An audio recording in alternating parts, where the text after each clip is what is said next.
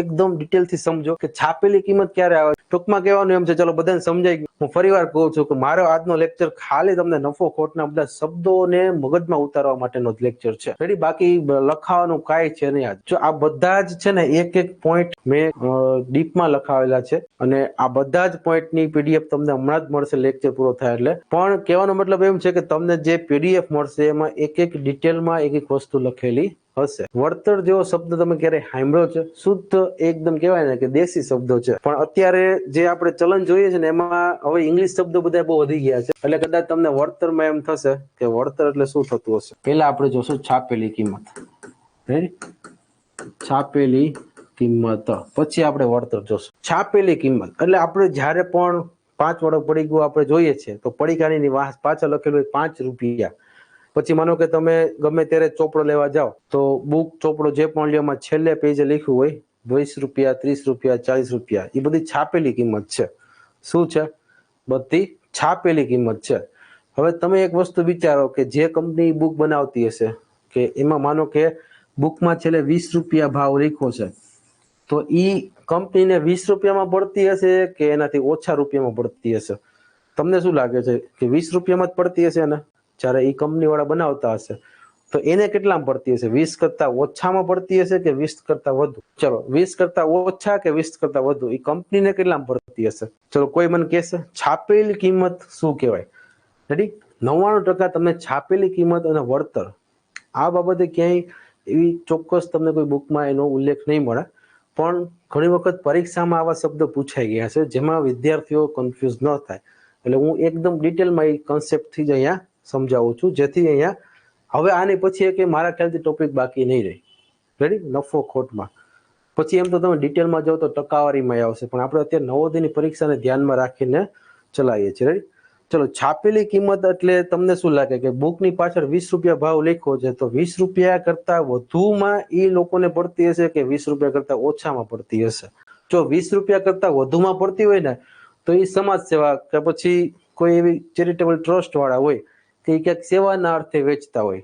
Ready? કાં એની પાસે કઈ દાન આવતું હોય એ દાનના પૈસાથી વેચતા હોય. પણ ખાસ જે બિઝનેસ જે વધારે આપણે જે બુક સ્ટોરમાં જોઈએ છે, જે કંપની વાળા હોય છે, એ એની મૂળ કિંમત પ્લસ એની ઉપર એનો જે ખરાજાનો કે વધારાનો જે ચાર્જ થતો હોય એ બધું જ એડ કરી.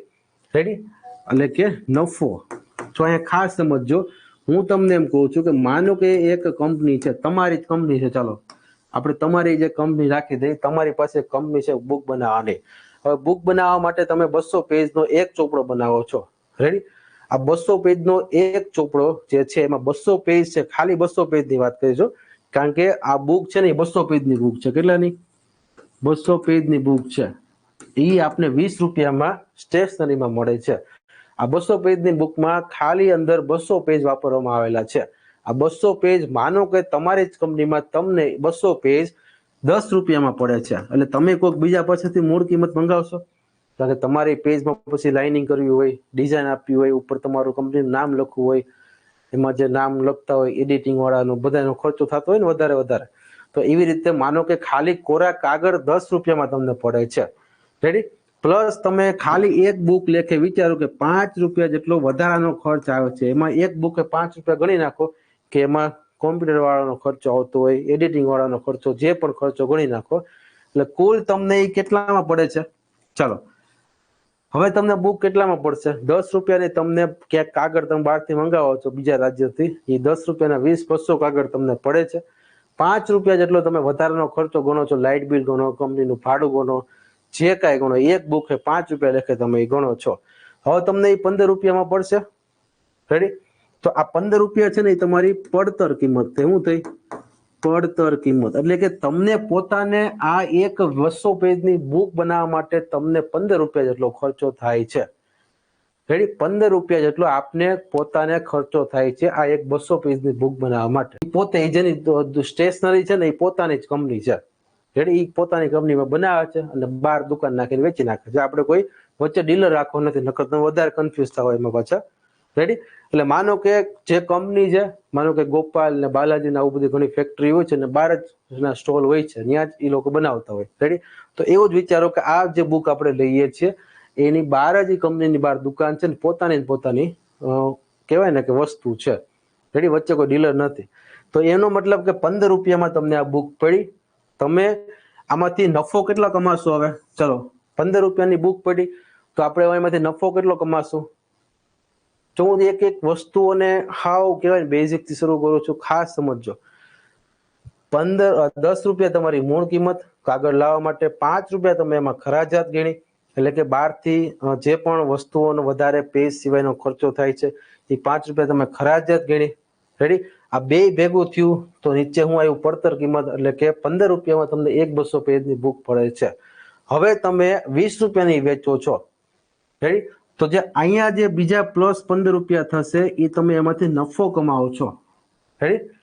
તો એ જે બીજા 5 રૂપિયા જે પડ્યા ને, 5 રૂપિયા ખરાજાત અને બીજા 5 રૂપિયા જે પડ્યા એ બીજા 5 રૂપિયા તમારો નફો છે. તો એનો મતલબ એવો છે કે પડતર કિંમતની વાત કરું છું ભાઈ, મૂળ કિંમતની વાત નથી કરતો. ખાસ સમજો, પડતર કિંમત પ્લસ આપણો જે નફો હોય ને એ છાપેલી કિંમત હોય. શું હોય? જો આ એક વસ્તુ સમજો, છાપેલી કિંમત એટલે આપણે ખાલી એટલું જ વિચાર આવે કે એ કોઈ પણ બુક કે કોઈ પણ વસ્તુની પાછળ છાપેલી કિંમત હોય, એ છાપેલી કિંમત. પણ એને એટલું એકદમ ડિટેલથી સમજો કે છાપેલી કિંમત ક્યારે આવે છે? જ્યારે એ કંપની પોતે મૂળ કિંમતમાં કોઈ વસ્તુ ખરીદી છે, એની ઉપર એને 5 રૂપિયા કે ગમે એટલો ખરાજાત લાગે છે અને એમાં એને પડતર કિંમત પડે છે, પછી એમાંથી એનો નફો ક્યાંક રાખે છે અને છેલ્લે એ એટલામાં વેચે છે. તો આ બધું એક સાયકલ હોય, રેડી. કે કંપની વાળા પહેલેથી આ મેનેજરની બધા શું કામ રાખતા હોય કે આખું કંપનીનો હિસાબ કરતા હોય, કંપનીનો ફાયદામાં છે, ખોટમાં છે. તો આવી રીતે આખી એમાંય તો તમે આમાં ઘણું બધું અંદર એના ટેક્સીસ ને એ બધું ગણો તો બહુ ડીપમાં ઉતરવું પડે. ટૂંકમાં કહેવાનું એમ છે, ચલો બધાને સમજાઈ ગયું. હું ફરીવાર કહું છું કે મારો આજનો લેક્ચર ખાલી તમને નફો ખોટના બધા શબ્દોને મગજમાં ઉતારવા માટેનો જ લેક્ચર છે, રેડી. બાકી લખાવાનું કાંઈ છે નહીં આજે, રેડી. શરૂઆતમાં થોડુંક આપણે ડિસ્ટર્બ થયું છે, પણ આપણે ખાસ એ તો ટેકનિકલ પ્રોબ્લેમ ક્યારેક આવી જાય છે, રેડી. એટલે ઘણીવાર અમારું મગજ કહેવાય ને કે અમે એકદમ ફ્રેશથી આવ્યો હોય પણ શરૂઆતમાં બધાનો કોમેન્ટ આવે ને અવાજ નથી આવતો, વિડીયો નથી આવતો, એટલે અહીંયા પછી પ્રેશર વધી જાય.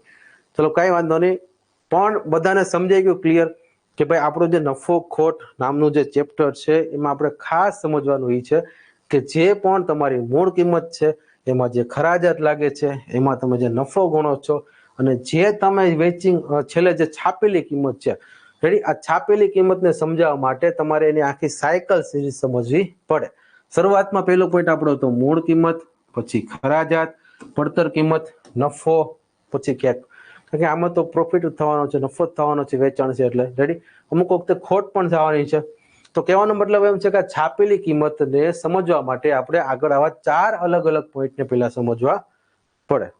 જો આ બધા જ છે ને એક એક પોઈન્ટ મેં ડીપમાં લખાવેલા છે અને આ બધા જ પોઈન્ટની પીડીએફ તમને હમણાં જ મળશે લેક્ચર પૂરો થાય એટલે. પણ કહેવાનો મતલબ એમ છે કે તમને જે પીડીએફ મળશે એમાં એક એક ડિટેલમાં એક એક વસ્તુ લખેલી હશે. ચલો, એમાં એકદમ ડિટેલમાં લખેલું છે અને એક એક કન્સેપ્ટ વાઇઝ અને એક લાઇન ટુ લાઇન લખેલું છે, એટલે વિદ્યાર્થીઓને પહેલેથી લઈને છેલ્લે સુધી આરામથી બધું, અને મેં ખુદે જ કહેવાય ને કે મોઢે જ એમનું લખાવેલું છે, એટલે વિદ્યાર્થીઓના મગજ પ્રમાણે જ વિચારથી જ લખાવેલું છે, જેથી કોઈ વિદ્યાર્થીઓને સમજવામાં પણ પ્રોબ્લેમ નહીં થાય.